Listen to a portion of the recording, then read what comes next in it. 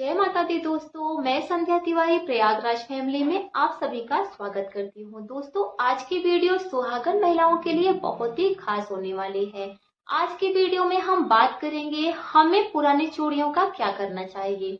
क्या हम किसी को दे सकते हैं या नहीं, क्या उसको फेंक सकते हैं या नहीं, और नई चूड़ियां हमें किस दिन खरीदना शुभ होता है और किस दिन नहीं खरीदना चाहिए, किस हाथ में अधिक चूड़ियां पहननी चाहिए और किस हाथ में कम चूड़ियां पहननी चाहिए। इसी तरह की तमाम बातें आज की इस वीडियो में हम जानेंगे। तो आइए शुरू करते हैं।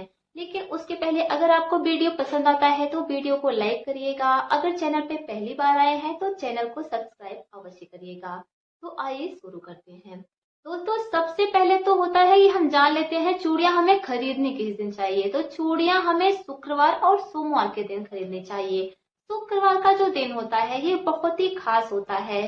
जितनी भी सुहाग की सामग्री अगर आप शुक्रवार के दिन खरीदते हैं तो ये बहुत ही शुभ माना जाता है। और सोमवार का भी दिन भोलेनाथ का होता है, माता पार्वती का। तो जैसा कि आप सब जानते हैं, माता पार्वती अखंड सौभाग्यवती का आशीर्वाद देती हैं, इसलिए सोमवार के दिन भी खरीदना अत्यंत शुभ होता है। लेकिन अब बात यह आती है कि कभी हम मार्केट चले गए, अगर सोमवार और शुक्रवार का दिन नहीं है या बहुत ही आवश्यक है चूड़ियां खरीदना, तो ऐसे में हमें क्या करना चाहिए। दोस्तों, मंगलवार और रविवार के दिन भी नई चूड़ियां नहीं खरीदना चाहिए। तो अगर आपको कहीं जाना है, बहुत ही जरूरी है लेना, तो आप खरीद तो ले लेकिन पहने ना उसे। क्योंकि मंगलवार और रविवार के दिन कभी भी नई चूड़ियां नहीं पहननी चाहिए। जो आपने एक दो बार पहनी है उसे तो पहन सकती हैं, लेकिन नई चूड़ियां नहीं पहननी चाहिए। लेकिन कभी कभी ऐसा भी हो जाता है कि हमें किसी फंक्शन में, पार्टी में जाना है, तब ऐसे में हमें क्या करना चाहिए। तो इसके लिए आपने जो भी नई चूड़ियां लिया है, अगर मंगलवार और रविवार का दिन पड़ रहा है, आपको पहनना ही है, तो सबसे पहले माता पार्वती को आप उसको चढ़ा दीजिए।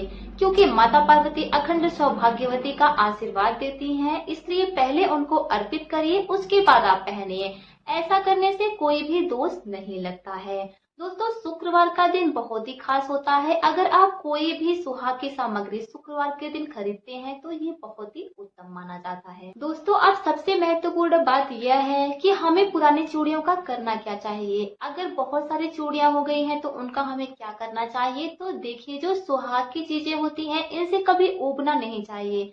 बिंदी, सिंदूर और ये जो चूड़ियां होती हैं, ये जितना अधिक रहे उतना ही अच्छा है।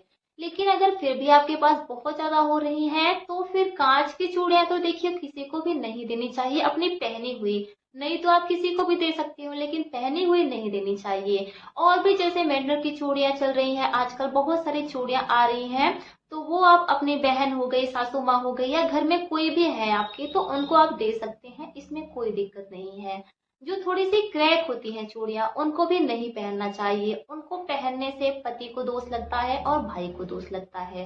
कांच की चूड़ियां जैसे टूट रही हैं या कोई भी चूड़ियां टूट रही हैं, उसको कभी भी हमको ऐसे ही नहीं फेंकना चाहिए। उसको 3 बार चूम के फिर उसके बाद आप डस्टबिन में या कहीं भी फेंक सकती हैं। दोस्तों, जब भी आप चूड़ियां पहने तो दोनों हाथों में कभी भी एक बराबर चूड़ियां ना पहने। बाएं हाथ में यानी कि लेफ्ट हैंड में एक चूड़ियां हमेशा ज्यादा पहने। ऐसा हमारे बड़े बुजुर्ग कहते हैं कि दोनों हाथों में एक बराबर चूड़ियां नहीं पहननी चाहिए।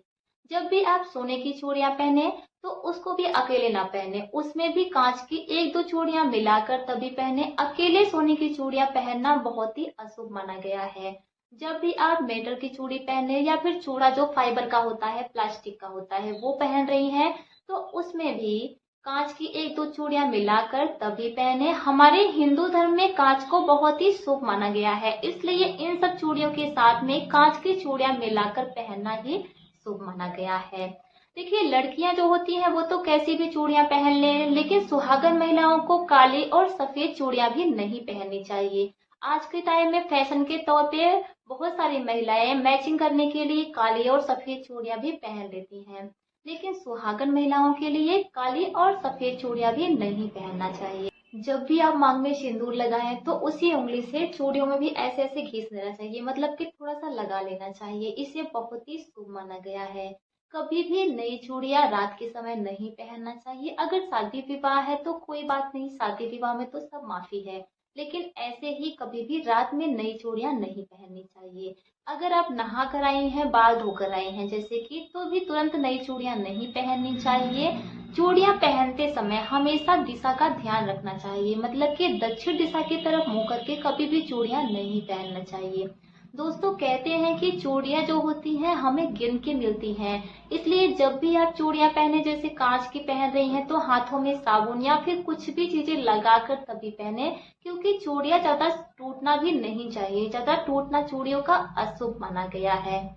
दोस्तों एक बात और, खुदा ना खास्ता ऐसा हो, लेकिन अगर घर में अनहोनी हुई है, कोई यानी कि किसी की मृत्यु हुई है, उस दौरान में भी जो आपने चूड़ियां पहनी हैं, जो भी 12-13 दिन तक क्रियाएं चलती हैं, उसके बाद चूड़ियों को बदल लेना चाहिए और उस चूड़ियों को घर में नहीं रखना चाहिए।